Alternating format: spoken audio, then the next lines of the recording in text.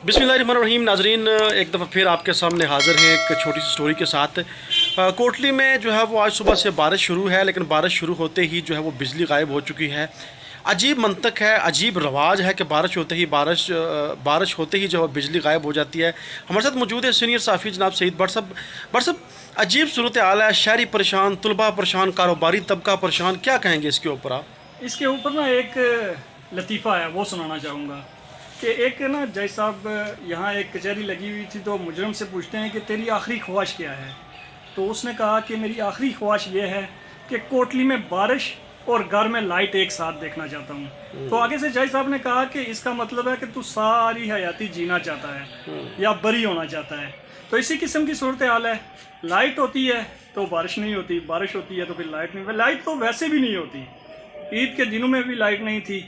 बाकी मानसून की बारिशें होती हैं तो लाइट बिल्कुल चली जाती है। अभी देख लें कि सुबह से लाइट गई हुई है और अभी तक नहीं आई। कहना चाहता हूँ कि जब ये बारिशें शुरू होती हैं तो नदी नालों में दोगयानी आती है और लोगों के घरों में पानी दाखिल हो जाता है। इसके साथ साथ बल्दिया का भी कसूर है कि अच्छे तरीके से नालों की सफाई वगैरह नहीं होती, नाले खुले नहीं होते, जिसकी वजह से लोगों के घरों में पानी चला जाता है। लेकिन इसके साथ साथ कुछ लोगों का भी इसमें रोल होता है, जिनकी वजह से ये तमाम हादसा पेश आते हैं और लोगों के घरों में पानी जाता है। तजावज़ात की होती हैं नालों के ऊपर घर बनाए होते हैं, जिसकी वजह से नाले बंद होते हैं और दूसरे लोगों के घरों में उसकी वजह से पानी चला जाता है।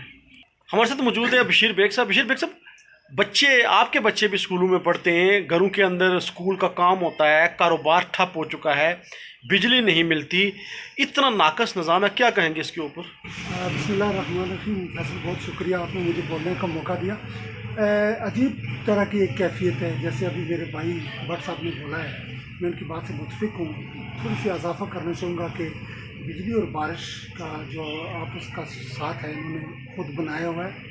टेक्निकली देखा जाए तो बिजली बारिश में इसका तातल बनता ही नहीं है। हमारे यहाँ ये होता है कि जैसे ही बदली का एक टुकड़ा, आवारा टुकड़ा आसमान को दिखाई देता है, जो पीछे से ग्रिड से उसकी बिजली बंद कर दी जाती है। ये एक इंतहाई जालिमाना रवश है, इसका सद्भाव होना चाहिए। और जहाँ तक लोड शेडिंग का मसला, ठीक है, मुल्क में क्राइसिस चल रही है, बिजली की कमी है, लेकिन उसमें भी ये हमारे साथ अदल इंसाफ वाला रवैया नहीं अपनाया जा रहा है। इस मरतबा जो बिल आ रहे हैं, ये लोगों के होश उड़ाने के लिए काफ़ी है कि हमें एक तरफ से रिलीफ देकर दूसरी तरफ से मुकम्मल ज़मीज़ेर बार कर दिया गया है। इस चीज़ की भरपूर तरीके से मजम्मत करते हैं और अरबाब इख्तियार से ये मुतालबा करते हैं कि वो बिजली के बिलों पर नज़रसानी करें और लोगों को इतना ज़ेर बार ना करें। शहीद भट्ट साहब, बिजली के जो बिल हैं उन्होंने तो लोगों की चीखें निकाल दी हैं, इसके ऊपर आप क्या कहेंगे, जबकि लाइट मिलती नहीं है? बात दरअसल ये है कि कुछ दिन पहले ना वज़ीर आज़म साहब ने ऐलान किया कि फ्यूल एडजस्टमेंट जो इसमें टैक्स लगाया गया है, क्यों ना कि हमारी जो बिजली पैदा होती है वो पानी से होती है, तो फ्यूल का तो इसमें चक्कर ही नहीं है। वो फ्यूल टैक्स वज़ीर आज़म साहब ने ऐलान तो किया था ख़त्म करने का, लेकिन वो ख़त्म नहीं हुआ।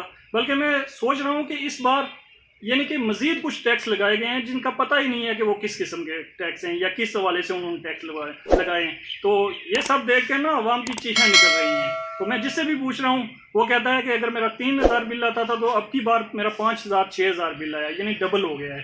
तो अवाम इसी तरह रुल रही है, कोई परेशानी हाल नहीं है। वज़ीर आज़म साहब से भी हमारी अपील होगी कि आपने अगर ऐलान किया है तो उस पर अमल होना चाहिए।